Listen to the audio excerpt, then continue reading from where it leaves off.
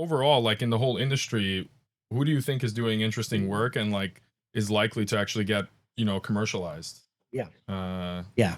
like Well, which companies or groups? okay. So the bar is considered to be two randomized, controlled, double-blind studies Mm-hmm. that are called phase 3 studies that prove safety and efficacy. That's what you need to hit. Um, there's a situation where you can get approved just with one phase 3 study, and that's where you have statistical significance of 0.001. Mm-hmm. So 1 in 10,000 that it's statistically significant. So when you have 0.05, which is 1 in 20, or actually 0.001 is 1 in 1,000. Mm. Um, so when you have 0.05, that's 1 in 20. Mm-hmm. And you have to have two of those that are considered independent. So the chances are 1 in 20 times 1 in 20, 1 in 400. That it was an accident. That That it the was, data came out good. yeah. That it was a random factor, not your intervention. Mm-hmm. So if you get 1 in 1,000, 0.001 on your first phase 3 study, you can apply to FDA and say, we beat the statistics for two of them and we should get approval. So we did that actually. But I knew that a big issue with FDA was going to be the double blind. How do we do the double blind study with psychedelics? Yeah, And it seems so obvious. Taking MDMA, the effect should be so perceptible. How do you blind it? yeah, so a big part of my dissertation was exactly on how do you do a double blind study. And what I realized is that we needed to negotiate with FDA. We needed to get FDA to buy into the design. And so once you get approved at what's called an end of phase 2 meeting to go to phase 3, phase 2 is basically to figure out all the things you need to do to design phase 3. What's your outcome measures? What's your treatment? What's your effect size? How do you scale for statistical significance? Your studies, who do you include? Who do you exclude? So we did 16 years of phase 2 studies from 2000, 2016, got approved to go to phase 3. And then we entered in the special protocol assessment process where you negotiate every aspect with FDA about what your phase 3 design would be. And then, so the solution that I had for doing a double blind study with psychedelics was going to be therapy with low dose of whatever the psychedelic was versus therapy with full dose. Everybody then has the same expectancy. They're all going to get MDMA. They just don't know which dose they're going to get, or psilocybin. That's better than inactive placebo or active placebo of another drug that acts differently, that therapists can tell the difference. Patients can often identify the difference as well. So the idea, though, was that...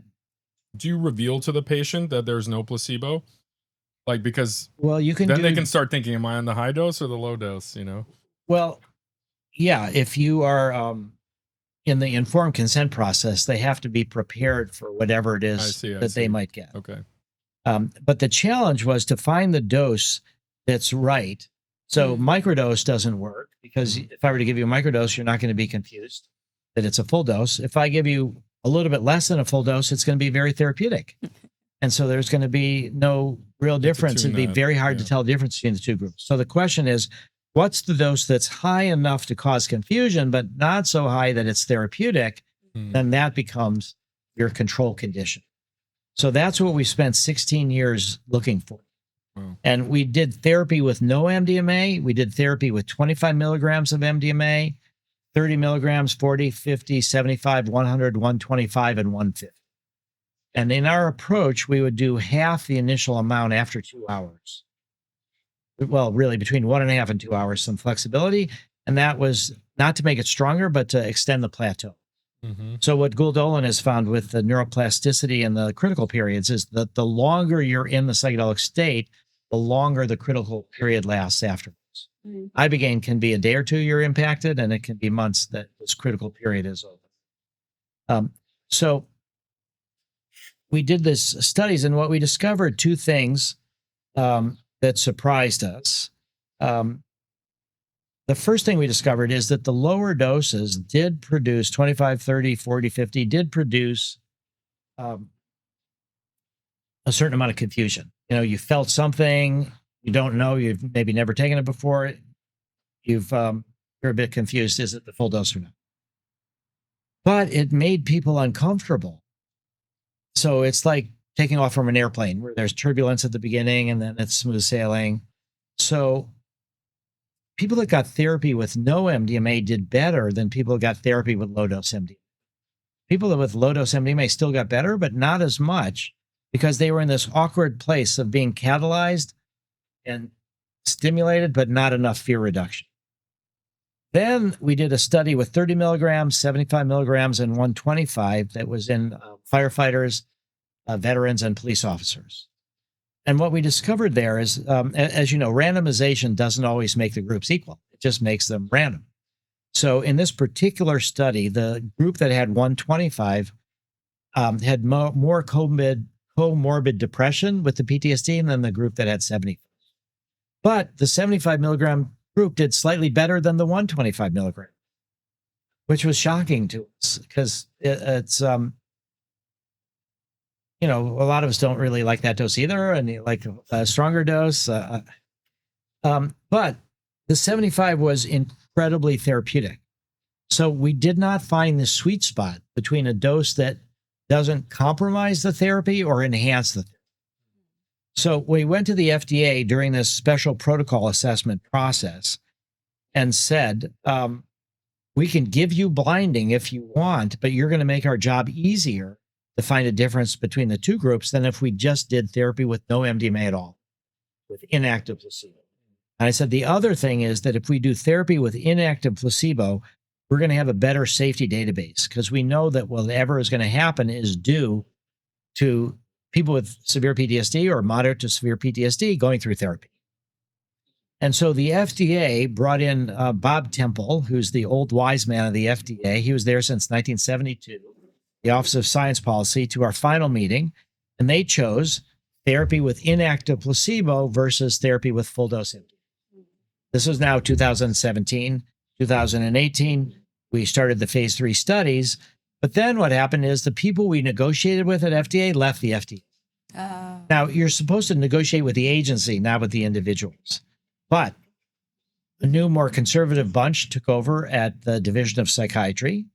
We've won 2 formal disputes with this division where we hire lawyer scientists to go after the FDA for things that they're saying that don't make sense from a scientific point of view. And we both times got the Division of Psychiatry overruled by senior members of the FDA. And that's what we hope will happen now, that senior members of the FDA will overrule the Division of Psychiatry that rejected MDMA. And hopefully Lykos will not have to do another phase 3 study. They'll be able to do what we call a phase 4 study. You can gather additional information post-approval. So that's what's going to be discovered. So what is the actual standard that you have to meet? It's a little bit questionable because we negotiated with the FDA on the exact design of the phase 3, and then they reneged on it with these new, more conservative people. And then our pharma company didn't defend what we had done before. So it was a combination of the FDA and the pharma company leaving the field, basically. But basically what you need to do is 2 phase 3 studies. So after our first phase 3 study, where we had 0.0001, 1 in 10,000, statistical significance, we went to the FDA and said, hey, we don't need to do a second phase 3 study. Will you give us permission? And they said, no, we want the second phase 3 study for safety, not for efficacy. So then we do that. That was 0.00025, 1 in 2,500. It was really also a tremendous study. So it was 1 in 25 million that it was random, that it wasn't due to the MDMA more than placebo. But the FDA rejected that because of concerns over functional unblinding, and the FDA advisory committee was against it. So what's happening now in the field is, to get to your other question about who's going to succeed and what's going to be happening, is that 2 things are happening. One is that the pharma companies in general are running away from therapy.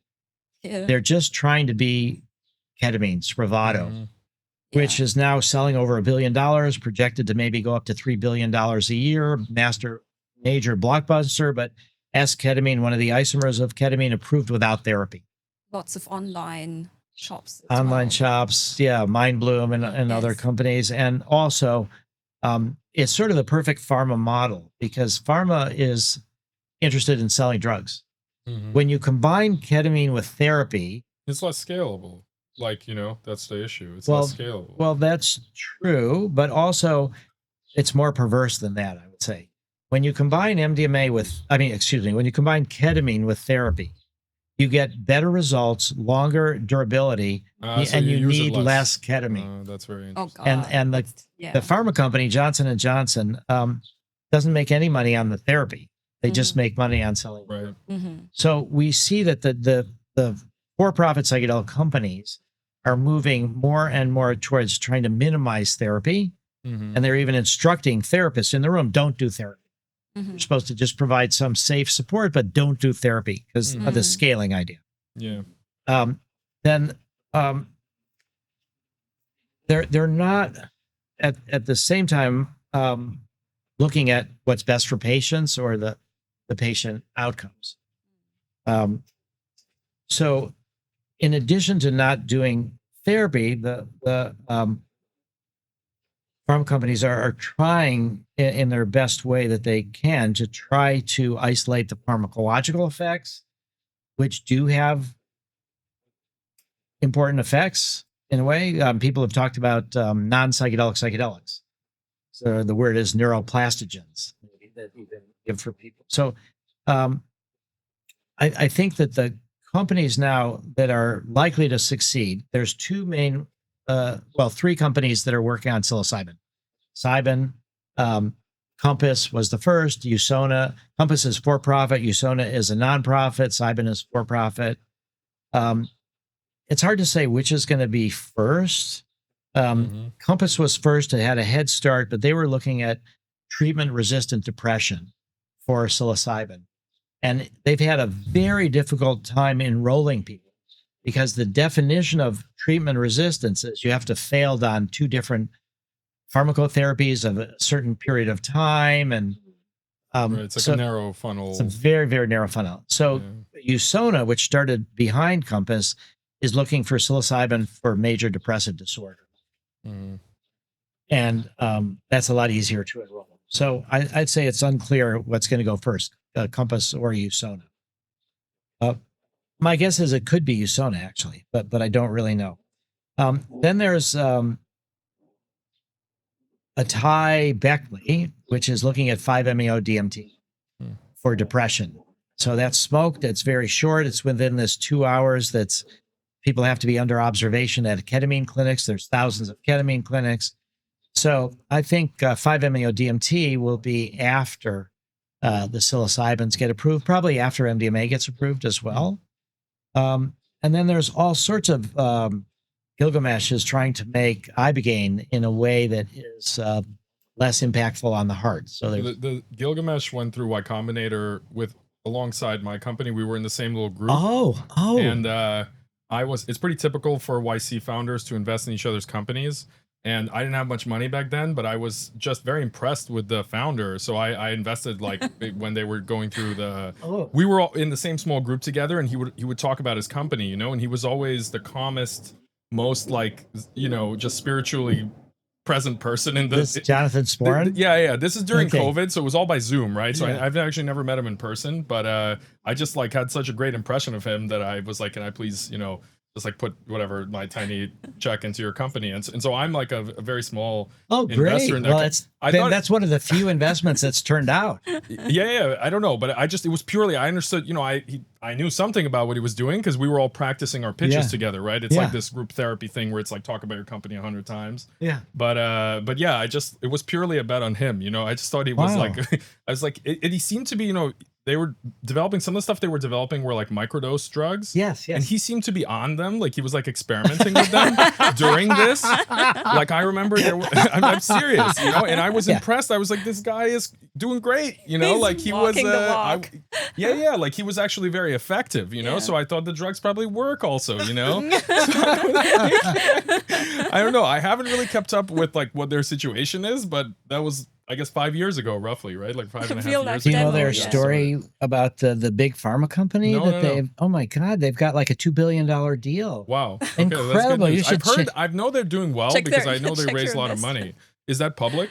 Yeah, yeah, Oh, a bunch really? of this is Okay. public. Is that for? I remember he was working on Ibogaine, like Yes. safe for Ibogaine. Yes, Is that what yes. it is? Okay, It's yeah, that and other things as well he's working on. yeah. I thought that was a amazing idea. To like because of opiates, right? Like Ibogaine Yeah. is good for opiate addiction, and you Yeah. know, Yeah, there's I'm some- not clear that the version that they're going to develop Hmm. with lower impact on the heart is going to be as therapeutic I as see. Ibogaine itself. You think there will be a loss? There's a partial. I don't know. Yeah, I don't know. I just don't know. Well, actually, we don't exactly know why, but Ibogaine does what it does for resetting the brain about Yeah. dependence on opiates and fentanyl and things like that. So maybe it's connected to whatever it does Right, with the you could heart, or maybe you excise the separate it therapeutic out. Or, effect as so well. we just don't know. And I've not tried any of these new things that Gilgamesh has developed. And so maybe it'll be as good with lower risk. Yeah. I don't know. But I think Jonathan is he is brilliant. His heart's in the right place. He's more traditional in the sense I didn't know that they went through Y Combinator, which is great.